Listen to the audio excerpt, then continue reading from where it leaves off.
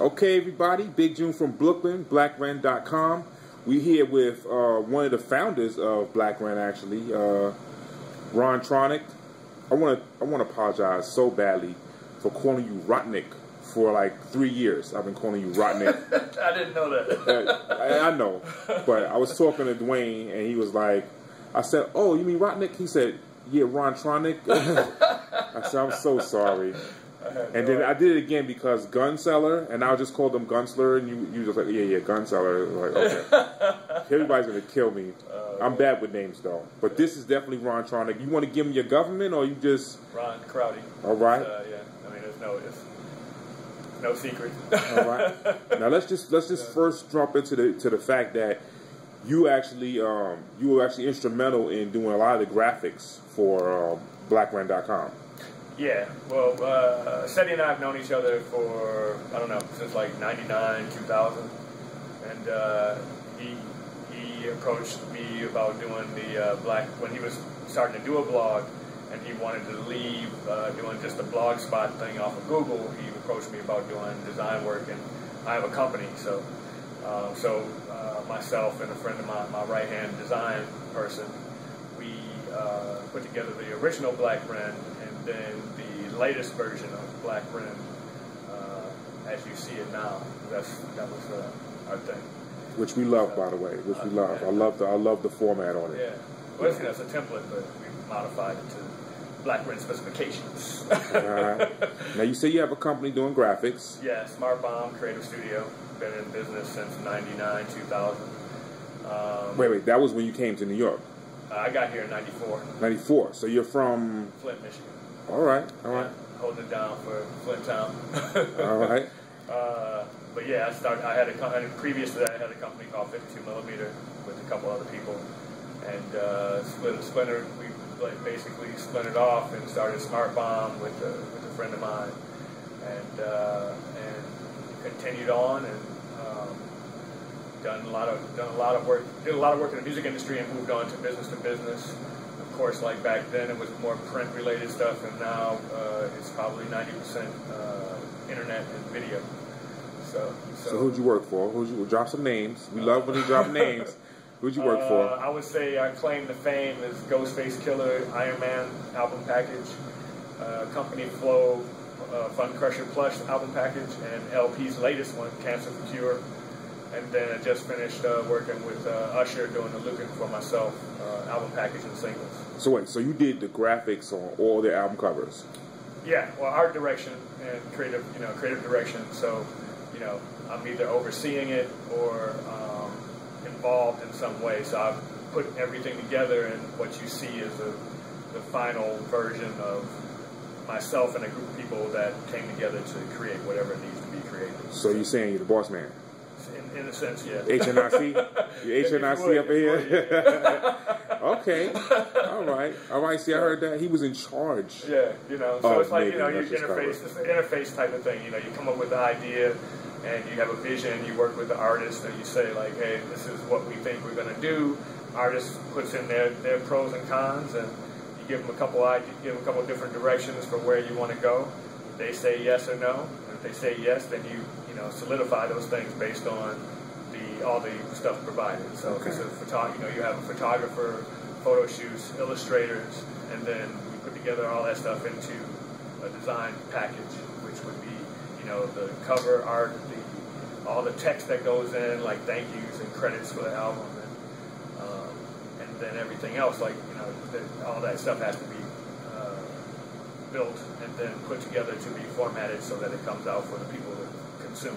Do you do indie projects? Oh yeah, well I mean LP is indie. So okay, that's right. And Cancer, I mean that was the last one, and actually worked with a lot of smaller groups, and then people from my hometown. I actually did MC Breed's first cover that never went to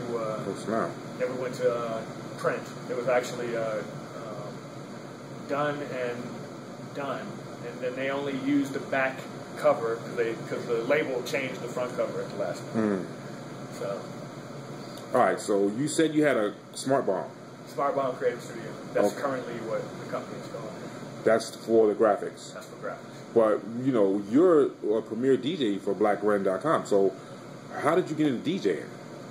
I had a label. It was it's actually all kind of one piece. Smart Bomb was actually a graphics part that came out of 52mm, which was my original company. And then a guy that worked with us that I went to college with named Nate Harrison, he was doing music, and we formed a label called Tosho Labs. That was an electronic label. We did compilation work, and we basically were pre-Napster and pre-iTunes and all that, where we actually we had a server, and we actually put all our music on a server and did all of our stuff kind of digitally, where we reviewed each other's music and gave criticism, even like dropped like samples and things like that into one server, and people who were involved in the compilation dropped their music in, and we decided what was going to be released off of that situation, and then built out the CD and packaging from those things. And we later started getting called to do shows.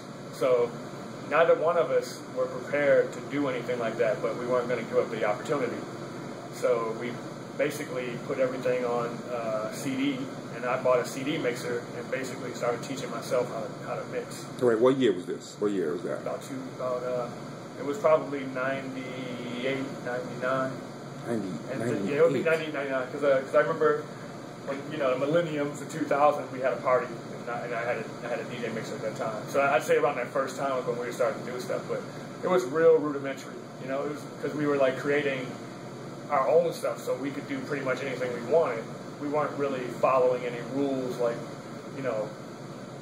crossfading at the proper point or anything like that. We were actually creating quote unquote electronic art, And then as time went on, we started getting called to do certain stuff, and I was actually the guy in the crew that was the DJ, quote unquote. So I was learning how to DJ, and basically bought like CD mixers and that kind of thing, and started like teaching myself how to DJ. And I was doing stuff with vinyl, but I didn't have any vinyl. Actually, I didn't mention before. I had vinyl and lost it all in fire. Oh man! So I had 2 fires, and I lost like everything in a fire. So I was kind of like stuck in the digital side, which was not a big deal for me. That's called getting Q-tipped. That's what it's called. Pretty much, yeah.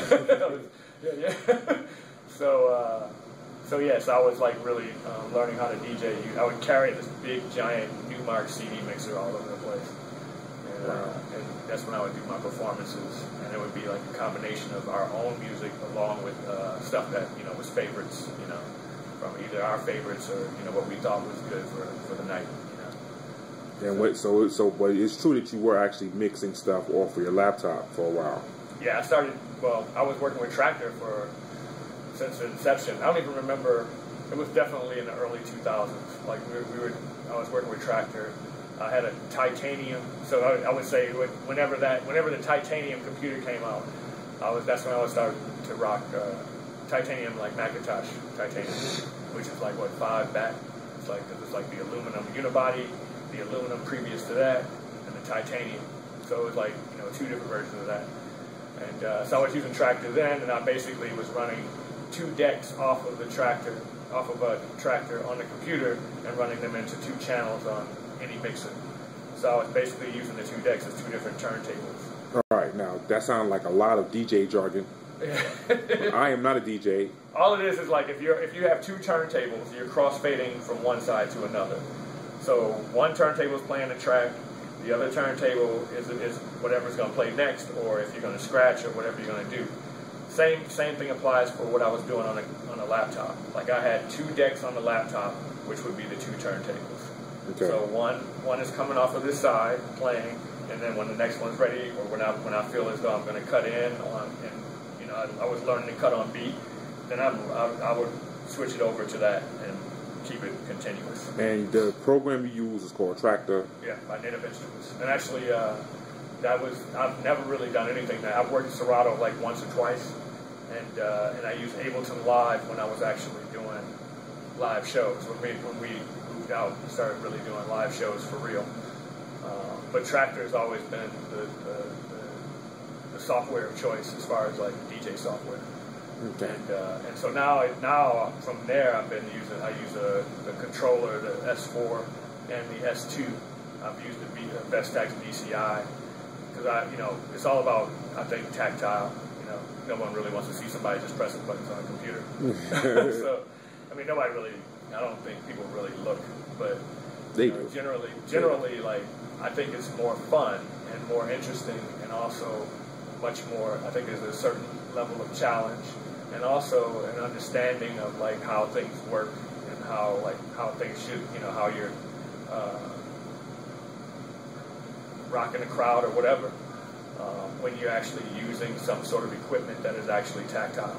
It's funny because in a conversation previous, you said to me that you had issues with whether or not you considered yourself a real DJ.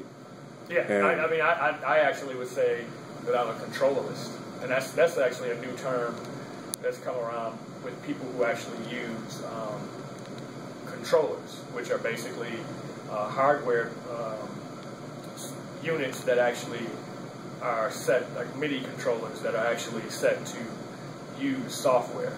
So, you have a little case and it's just like something that actually has buttons and knobs and just like a mixer, would have. And some of them actually have mixers built into them. And a sound card that actually allow you to control the software much more handily, unless you're using something specifically that. Most controllers actually are just another way of manipulating the sound off your laptop. Mm-hmm. So you could do the same, like most of the same, like Tractor and Serato actually have vinyl plates, so they look like turntable, like records. Yeah. And that's what it is that those plates are just reading the music off of your laptop. Mm-hmm. And essentially you're doing the same thing with a controller, but you're manipulating straight from the laptop as opposed to using vinyl pieces. Okay. So that's what I would say. I would say I'm a controller because I'm not necessarily using what a traditional DJ would be, which is actually using vinyl and doing that way. And I think that's more. I think that's more of a respect thing, because DJs who don't necessarily use vinyl or have never used vinyl, they are called DJs, of course, but I don't necessarily think that that's actually the correct terminology. It's funny because I have a cousin from Queens, and I used to date this girl. She was from Miami, so she brought her brother into town one time, and her brother was a DJ in Miami. He was doing pretty good. He made his money DJing. Right. My cousin was a DJ. Okay. He didn't make any money off it. He DJ. He was nice. He scratched the hell out of something. Right. So, my cousin brought over his tables. Let's have a DJ off between, these two guys. And my cousin crushed this guy. I mean, crushed him. Right. He didn't know how to scratch a lick. Right. That would be me. But he made a lot of money. Right. I mean, in Miami. That was his living. Well, I mean, on that note, just as a sidebar, I've seen from the time that I've, just doing what I do as a graphic designer and just being out at parties. Like, I've seen from the iPod DJ to the vinyl DJ. And I've seen, depending on the night, an iPod DJ can rock the crowd. But the thing about it is, what is this, like, what is the nature of this situation? And how does that actually affect the rest of the people who are actually, like your cousin, making money? That's really the case, because there's another part of that, which is the state of, and this gets really deep because I don't want to get too far with it, but the state of the musical of society and music, and how it relates to interaction in a social background.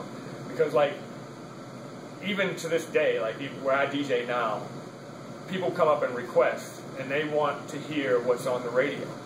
Mm-hmm. And that's not how a DJ used to, a quote-unquote DJ used to be. You actually went to listen to a DJ because you wanted to hear the new stuff, what's coming out, yeah, or what the new hot thing is. And now, and this could be due to social media, it could be due to a lot of different things. People don't necessarily want to do that anymore. They want to hear what they heard when they woke up to their alarm. And that, I think it's awful.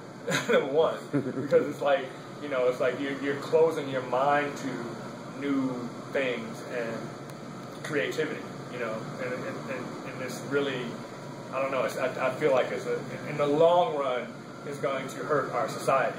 But the real thing about it is, really, you really want to hear the same song you heard 3 times on the radio before you got to work, after work?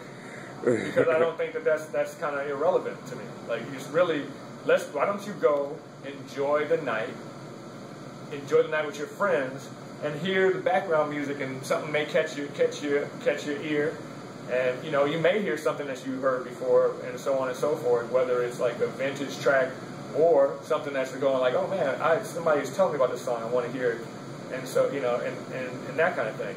And the biggest thing is, you're also interrupting someone who's there as a profession. So do I come to your job and interrupt you doing your job? You know, like there's a certain level of rude and ignorance, and there would be a big argument even with managers of bars who say like some managers will say like you should accept requests. Some managers will say no requests. Like APT had signs on there. No requests. The thing that said no requests allowed. And I thought that was amazing because like it's it really establishes a precedent for the crowd. Like because it's generally 1 or 2 people who just want to hear some pop song that they just can't get out of their mind, and that's like it's fine.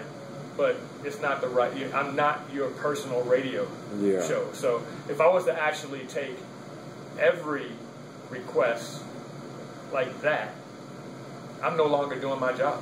Yeah. I'm now just looking to play. I'm just basically everyone's personal jukebox. Yeah. For that, they could just get an iPod and everybody picks a song, and then your song will come up. Yeah. Exactly. Of course, there are exceptions to the rule. But I'm just saying, like, that's not, you can't do that. The worst thing, and I'm sorry to sidetrack, but the worst thing that ever happened, and this happened just recently, some girl came up and said, hey, do you have this song? And we were like, that's actually a good song, but I don't have it. And then neither did the partner I was DJing with had. So she says, well, can't you play it off my BlackBerry? And we were like, no. Like, what do you think this is? Just because, and this goes back to digital and analog and all that, just because I'm using a laptop doesn't mean I can just plug in any piece of equipment and play music off of it. All right, no, wait. Because I'm thinking to myself, she could have gave you the song through a BlackBerry, and then you uploaded it. No, you can't. The thing, well, I mean, I don't know if anybody can do it, but personally, number one, I'm not going to do it. But number